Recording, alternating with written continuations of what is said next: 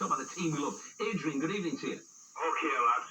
Hi, Adrian. Okay, Adrian. Oh, that was a shock. I thought you were like, under something. I was ready. Okay, lads. All right, Adrian. Okay, lads. I feel like getting a gun, I tell you now. If you do, I'm great. Well, because I've got one thing to say about most of the Boro team. They're the only team in the country that can control the ball faster than I can kick it. And we've got more managers than Barclays Bank. It's a disgrace. It's a sham.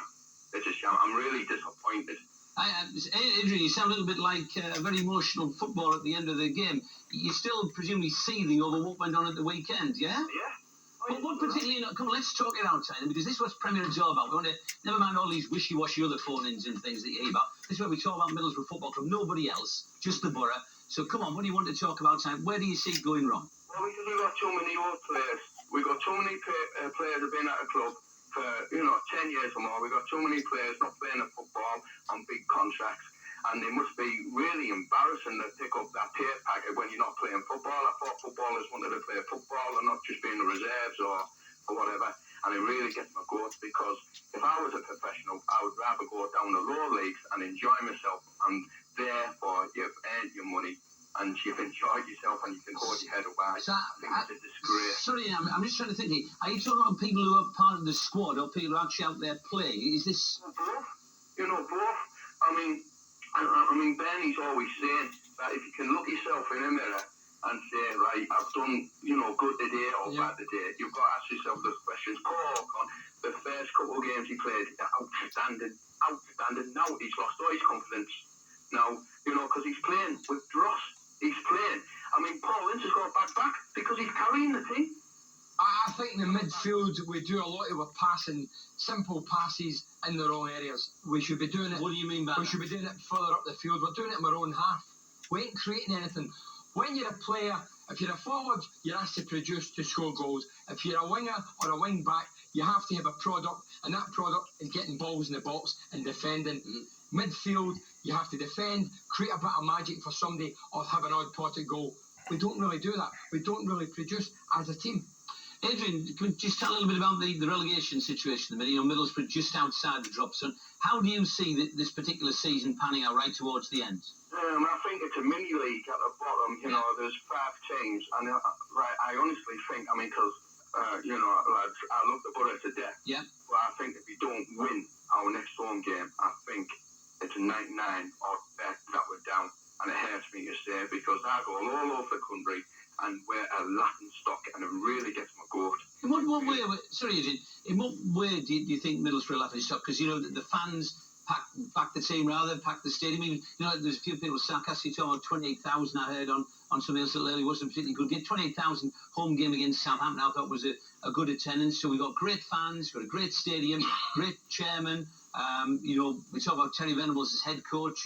A lot of people saying he should be the England head coach. So a lot of plus points. He should have been in charge of England. Yeah, so a lot of plus points. So why this laughing stock tag? I don't quite understand it. Well, because if there's any interest, just take Palace for instance, Gary Pallister, right? Well, he's had an operation. He's a great player, right? But he's had his time, yeah.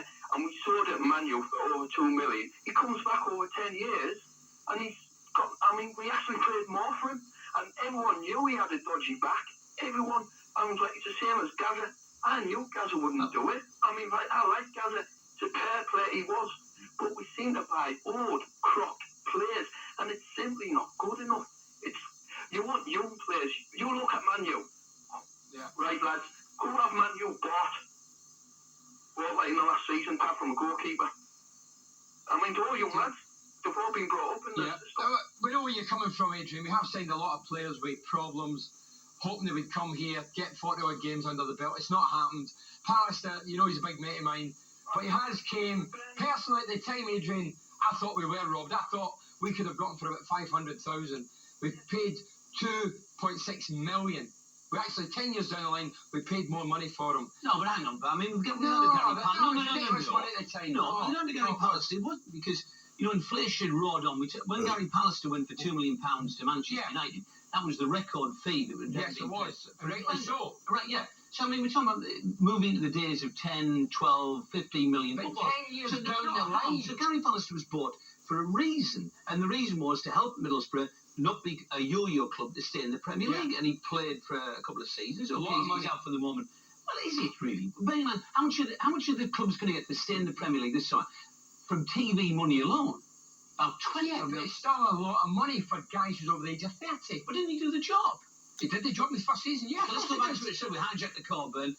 Adrian, back to you. Sorry. Well, because I'd just like to say, like, Alistair, right, just say if you were the chairman, Yes. right, and like just say, you know, like the price of footballers were in the thousands, right, and that's like how much, you know, money you spent, right, and the highest you could pay for a player was 20,000, and it was your money, and I came up to you and said, right, I've got, say, like Musto, you know, right, he's over 30, right, would you pay £20,000 for Musto? Would you pay £20,000 for your Pallister? I mean, Bernie, I mean, you're a superb player. You must be kicking yourself, because if you get yourself fit, son, and get your boots on, you could be playing.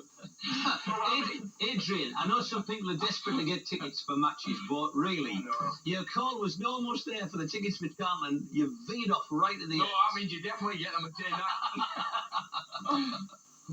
Adrian, thanks so much indeed for the call, and it's been a great start so far. Come on, let's make this the best Premier League of the season. To do that, you need to call us, of course. That number is 01642 64245. There's been some good calls this evening. I thought David was the best man. Who are you going to give the tickets to then? Come on. Out of all that list. We'll give it to Adrian. Adrian, okay then.